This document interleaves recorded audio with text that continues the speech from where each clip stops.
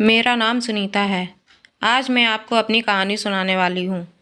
मेरे पति रमेश ने अपनी ज़िंदगी में बहुत मेहनत की। वो ज़्यादा पढ़े लिखे नहीं थे, इसलिए हमेशा से मेहनत और मज़दूरी का काम ही उन्हें मिला और घर चलाने के लिए उन्होंने यही किया। हमारे 2 बच्चे हैं, बेटा 10 साल का है और मेरी बड़ी बेटी 16 साल की है। अभी तक मेरे पति ने जैसे तैसे अपना घर चलाया। इस उम्र में भी आज भी हम वहीं हैं। अगर काम नहीं करेंगे तो खाने को नहीं मिलेगा, घर नहीं चल पाएगा।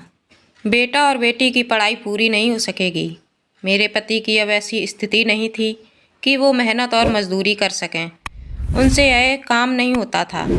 अब हम क्या करेंगे? कैसे अपनी ज़िंदगी को आगे बढ़ाएंगे? कैसे कमाएंगे?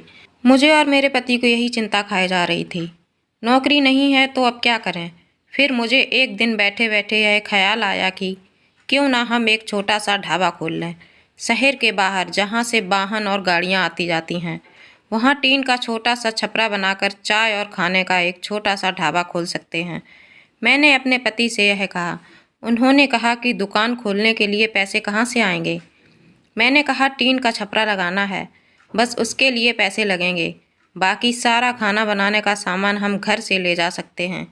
थोड़े पैसे मैंने अपने परचेज से मांगे हैं ताकि हम अपना छोटा सा ढाबा शुरू कर सकें। उनके मन में अभी भी संकोच था। वो बार बार मना कर रहे थे, लेकिन मैंने कहा हम एक बार कोशिश करते हैं और ज़्यादा कुछ नहीं लगेगा। कुछ दिनों तक मनाने के बाद वो मान गए और हमने एक छोटा सा ढाबा शुरू कर दिया। पहले दिन मैं और मेरे पति वहाँ अपने ढाबे पर बैठे थे, लेकिन कुछ खास लोग नहीं आए। ढाबा छोटा और ऊपर से सभी खाने वाले पहले ही अपने ढाबे फिक्स किए होते हैं कि उन्हें कहाँ रुकना और कहाँ खाना है। हमारा पहला दिन निराश भरा था। कुछ दिन ऐसे ही गए। कोई इक्का दुक्का लोग चाय पीने रुका करते थे, लेकिन इतना नहीं होता था कि हम उससे अपना घर चला सकें। मेरे पति फिर से किसी काम की तलाश में लग गए। उन्हें एक काम मिल गया जहाँ पैसे कम थे, लेकिन काम मजदूरी थी। उन्होंने वो कर लिया, लेकिन मैंने ढाबे पर जाना नहीं छोड़ा। अब मैं अपने बेटे और बेटी के साथ वहाँ जाने लगी। हमने हिम्मत नहीं हारी और धीरे धीरे कुछ लोग हमारे यहाँ आने लगे। 1 महीने में ग्राहक और भी ज़्यादा आने लगे। कोशिश करते करते अब हमारे यहाँ ग्राहक रुकने लगे थे। उन्हें घर जैसा खाना मिल रहा था, इसलिए हमारा छोटा सा ढाबा चलने लगा। मेरे पति जितना कमाते उससे ज़्यादा अब ढाबे से कमाई होने लगी। देखते ही देखते हमने छोटा सा ढाबा खोला था, उससे हमारी आर्थिक स्थिति में बहुत सुधार हो गया। जो कर्जा लिया था वो भी उतर गया। हमें एक नई उम्मीद मिल गई कि सब कुछ अच्छा चल रहा था। ढाबे को खोले 6 महीने हो गए थे। हमारे चेहरे पर रंगत आ गई थी, लेकिन फिर ऐसा कुछ हुआ जिसके बारे में मैंने सोचा भी नहीं था। एक दिन घर से जब हम लोग ढाबे के लिए जा रहे थे, तब मेरे पति कहते हैं, ढाबा आज से बंद, कोई भी अब वहाँ नहीं जाएगा। यह कहते वक्त वो बड़े ही गुस्से में थे। ऐसा गुस्सा मैंने उनके चेहरे पर आज तक नहीं देखा। मैंने बोला, क्या हुआ? क्या बोल रहे हैं? इतना अच्छा हमारा ढाबा चल रहा है, आपको क्या हो गया आज? वो बोले, मैंने कहा ना कोई भी अब वहाँ नहीं जाएगा, ना तू ना तेरी बेटी। मैंने बोला, आप शांत हो जाइए, आपकी तबीयत ठीक नहीं है, आप आराम करें, हम लोग इस बारे में बात करते हैं। वो और ज़्यादा गुस्सा हो गए। कहा कि कोई बात नहीं होगी, मैं जितना कमाता हूँ उतने से घर चल जाएगा, तू अब वहाँ नहीं जाएगी। मेरे पति का ऐसा रूप मैंने पहले नहीं देखा था। उस दिन मैं ढाबे पर नहीं गई, लेकिन जब वो शाम को आए तो भी उनका मुंह उतरा हुआ था।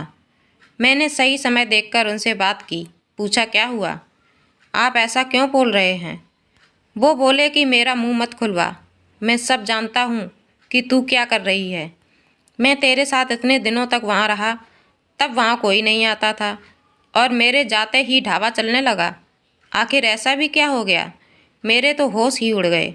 वो क्या बोलना चाहते थे मैं समझ गई। ऐसी बात वो भी शादी के इतने दिनों बाद।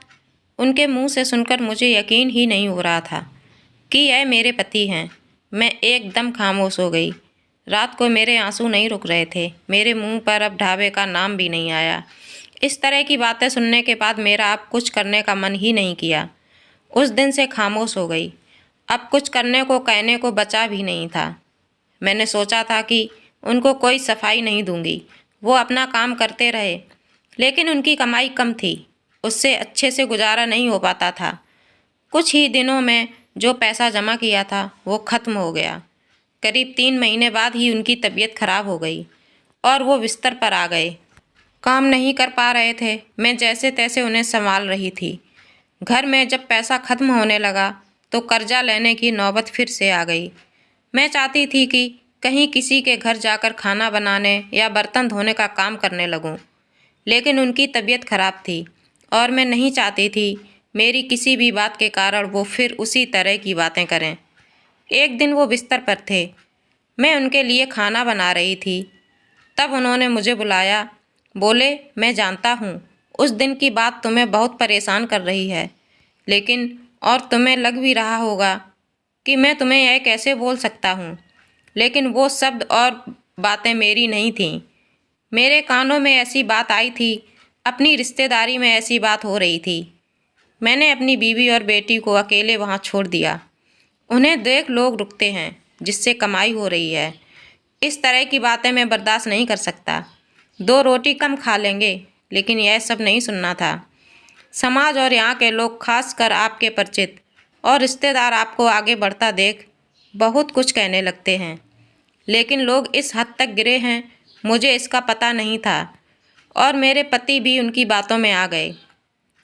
उस समय मैं भी होती उनकी जगह तो शायद यही करती। मुझे भी उतना ही बुरा लगता, वही फैसला लेती जो उन्होंने लिया। मैंने उन्हें कहा कि कहाँ है वो शुभचिंतक, वो अब आपकी मदद करने नहीं आएंगे। जाइए, आप उनसे पूछ लीजिए, हमारे घर में खाने को नहीं है। आपकी तबीयत खराब है, आप बताएं कौन आया अब हमारी मदद करने। दुनिया किसी को खुश नहीं देख सकती, और अगर कोई मेहनत करके आगे बढ़ता है तो सारी दुनिया प्रयास करके उसे पीछे धकेलने की कोशिश करती है। और आप उनकी बातों में आ गए। वो लोग सफल हो गए। सबको बातें बनानी हैं। अब अगर हम भूख से मर जाएंगे तो भी उन्हें बातें मिल जाएंगी। वो लोग कुछ समय तक बोलते, लेकिन हमें कोई फ़र्क नहीं पड़ता, तो वो थक कर हार मान लेते। वो पीठ पीछे ही इस तरह की बकवास कर सकते हैं, सामने आने की तो उनमें हिम्मत भी नहीं है। उस दिन मेरे पति की आंखें खुल गईं। उन्होंने कहा कि तुम सच बोल रही हो, मैं ही पागल था। लोगों को सफाई देने और उनके आगे अच्छा बनने में अपना नुकसान कर लिया। जब हम गलत नहीं हैं तो हमें सफाई क्यों देना, क्यों डरना। मुझे माफ़ कर दो। हमें नहीं, उन्हें अपनी सोच बदलनी होगी, और अगर नहीं बदलें तो हमें क्या, हमें अपने कर्म करता रहना चाहिए। क्या अब हम फिर से कुछ कर सकते हैं? मैंने कहा, कभी भी देर नहीं होती, हम अब भी कर सकते हैं। मेरे पति बोले, मैं भी अब तुम्हारा साथ दूंगा अगर तुम चाहो तो। मैंने हाँ कहा और फिर एक बार कोशिश की। थोड़ी मुश्किल हुई, लेकिन धीरे धीरे गाड़ी फिर पटरी पर आने लगी। दोस्तों, इस कहानी से आपको क्या सीख मिलती है, हमें कमेंट कर कर ज़रूर बताएं। और ऐसी ही अच्छी अच्छी कहानी पढ़ने के लिए कृपया मेरे चैनल को सब्सक्राइब करें। धन्यवाद।